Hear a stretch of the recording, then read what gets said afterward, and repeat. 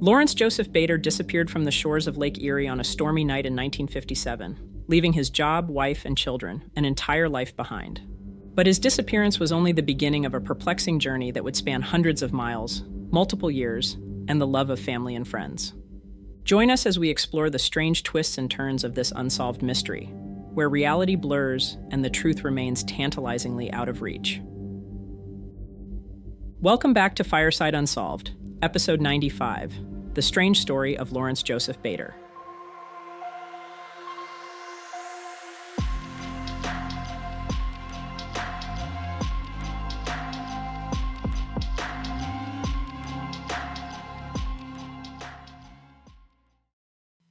Lawrence Joseph Bader was born on December 2, 1926, in Akron, Ohio. As an adult, he had a successful career as a cookware salesman with the Reynolds Metals Corporation. Beyond his professional life, Lawrence was deeply passionate about archery and had a profound love for the outdoors. By 1957, Lawrence was married to a woman named Mary Lou, a fellow Akron native. Together, they had 3 children, with a 4th on the way, making their family life in Ohio appear picture-perfect. On the morning of Wednesday, May 15, 1957, Lawrence informed his wife that he had business he needed to take care of in Cleveland. He casually mentioned that he might take the opportunity to do some fishing on Lake Erie afterward. By noon, he was dressed in khakis and a sports coat, had packed a small suitcase, and tossed his fishing gear into the car. As he prepared to leave, Lawrence kissed Mary Lou and the children goodbye, telling his wife that he'd be home late. She suggested he skip the fishing altogether and come straight home after his business in Cleveland, but his response was ambiguous, saying, "Maybe I will, maybe I won't," as he headed out the door and drove away from their modest home. Before heading north to Cleveland, Lawrence made a quick stop at the bank, cashing a $400 check and taking care of some bills, including a quarterly insurance premium that was soon due. After wrapping up his business in Cleveland, he drove to Eddie's Boathouse, a boat rental along the Rocky River as it meets Lake Erie. Lawrence approached the owner of Eddie's Boathouse, a man named Lawrence Cotler, to rent a boat for an afternoon of fishing. Cotler warned him that storm warnings had been issued, and Lake Erie was expected to become quite rough later in the evening. Unfazed, Lawrence assured him that he'd return well before dark and that there was no need to worry. He proceeded to rent a 14-foot boat equipped with a small outboard motor. Before setting out on Lake Erie, Lawrence requested that Mr. Cotler install a set of running lights on the boat. Although Cotler reminded him that there were still 4 hours of daylight left, Lawrence insisted until the lights were installed. With that, he set off into the waters. The next sighting of Lawrence came shortly before sunset, when the Coast Guard spotted his boat not far from shore. They warned him about the approaching storm and offered to assist him to safety, but Lawrence declined their help, waving them on. When the storm cleared the following morning, Lawrence's boat was discovered on a beach about 5 miles from where he had rented it. Authorities reported that the boat had not capsized. In fact, it showed only minor damage and its mast was still upright. Inside, they found a single oar, an empty gas can, 2 life preservers, and Lawrence's fishing gear. However, both Lawrence and his small suitcase were missing. Initially, authorities considered the possibility that Lawrence's boat might have been hijacked, but they had no leads to advance the investigation. During their search, they discovered that Lawrence was facing significant trouble with the IRS at the time of his disappearance. While it's unclear how much Mary Lou knew about their financial troubles, they were deeply in debt, owing around $20,000, equivalent to roughly $224,000 in 2024. Meanwhile, 3 days after Lawrence vanished on Lake Erie, a stocky man with a pencil-thin mustache appeared in Omaha, Nebraska, over 700 miles from Lake Erie. This man, dressed in khakis and a sports coat, carried a small suitcase, a Navy sea bag, and a guide to bartending book. When he introduced himself in town, the man went by John Francis Johnson, or simply Fritz. He claimed to be a 30-year-old Navy veteran seeking work as a bartender. The only identification he provided was a Navy driver's license under the name John Francis Johnson.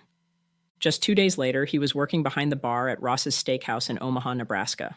With a thick Boston accent, Fritz regaled patrons with stories of his past, claiming he was one of 22 orphans left on doorsteps throughout Boston and was later placed in an orphanage where he earned the nickname Fritz. He said he had joined the Navy at 17, served in both World War II and the Korean War, and was discharged in 1957 due to a back injury. Fritz quickly became a local sensation. He went on to work as a DJ at the local radio station and later took on the role of TV sports director at the local television station. Fritz was a man who clearly marched to the beat of his own drum, caring little for conventional norms, and the locals loved him for it. His Omaha apartment was uniquely furnished with dozens of pillows but lacked any traditional furniture. He hosted extravagant champagne parties, wore leather berets, dated the most beautiful women in town, and drove a hearse, which he had converted into a quirky vehicle complete with a wrought iron table, cushions, and an incense-burning Buddha statue in the back. He insisted on being called Fritz rather than his given name, John Johnson. His bills were addressed simply to Fritz, and he signed his name the same way. Strangely, he would never date the checks he wrote, instead indicating only the current season, such as summer. While working as a bartender, he stored his tips in a milk jug. When depositing the cash at the bank, he would fill out the deposit slip with the description, 1 quart, money.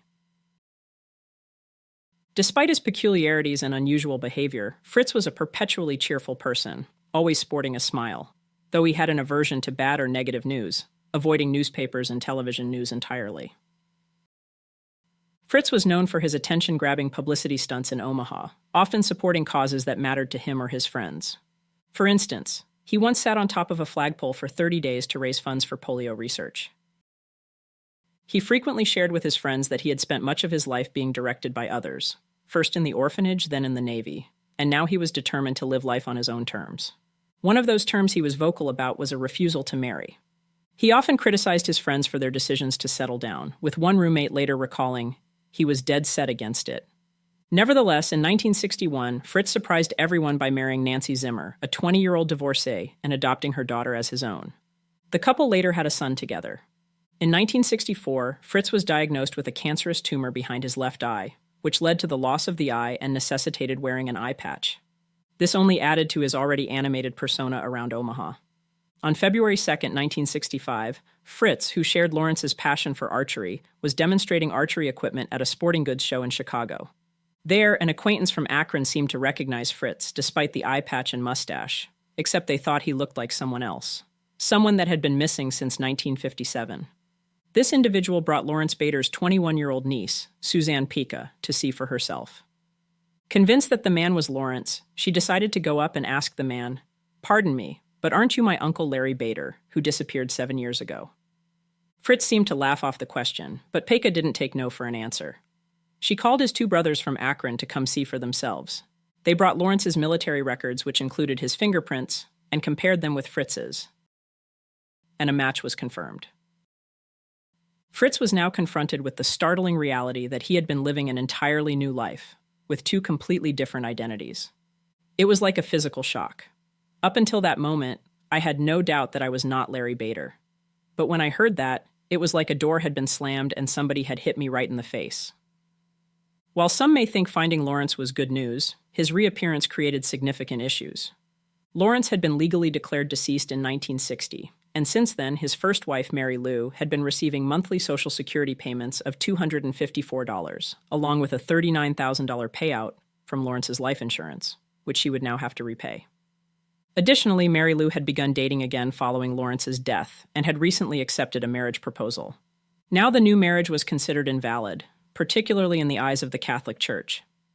Similarly, Lawrence's reappearance rendered his marriage to Nancy legally null and void, even though Nancy insisted she would remain by his side despite the news.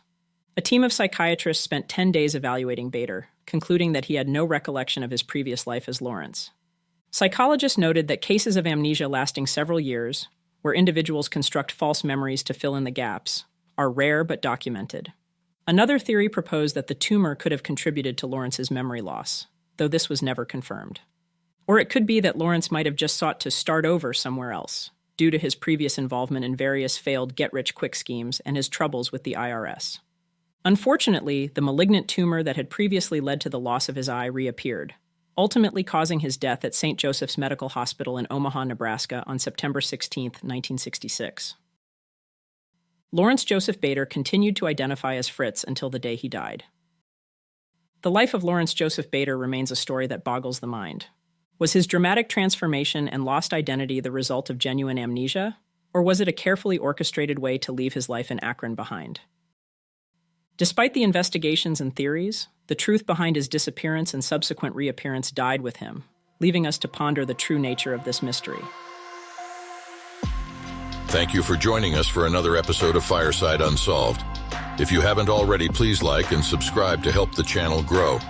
Until next time, take it easy and be easy, you filthy bastards.